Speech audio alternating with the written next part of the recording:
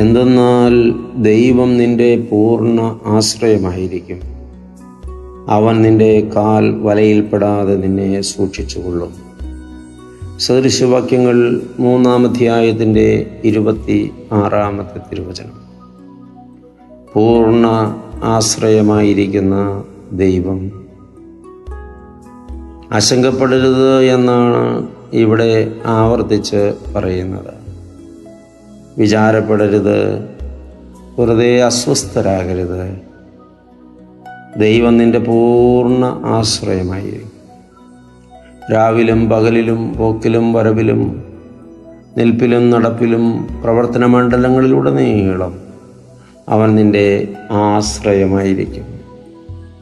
ഇന്ന് അനേകം പേര് ആശങ്കപ്പെടുന്നവരാണ്, പല കാരണങ്ങളാൽ ഭയപ്പെടുന്നവരാണ്.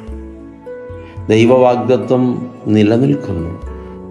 ഞാൻ നിനക്ക് ആശ്രയമായി മുഴുസമയവും എല്ലാ നാളും നിന്നോട് കൂടെ ഉണ്ട് എന്ന്. അതുകൊണ്ട് തന്നെ നീ ഒന്നിനെക്കുറിച്ചും അസ്വസ്ഥനാകേണ്ടതില്ല. നിന്റെ കാൽ വലയിൽപ്പെടാതെ അവൻ നിന്നെ സൂക്ഷിക്കും. മുൻപേ നടക്കുന്നവനാണവൻ, കരുതലുള്ളവനാണവൻ, സൂക്ഷ്മതയുള്ളവനാണവൻ. തൻ്റെ പിന്നാലെ വരുന്നവർ അപകടത്തിൽപ്പെടാതിരിക്കാൻ മുന്നാലെ നടന്ന് അപകടം കണ്ടെത്തി ഒഴിവാക്കുന്നവനാണവൻ. അവൻ്റെ കരങ്ങളിൽ നാം സുരക്ഷിതരാണ്. ദൈവം അനുഗ്രഹിക്കട്ടെ. ഒത്തിരി സ്നേഹത്തോടെ പാറേക്കരയച്ചൻ.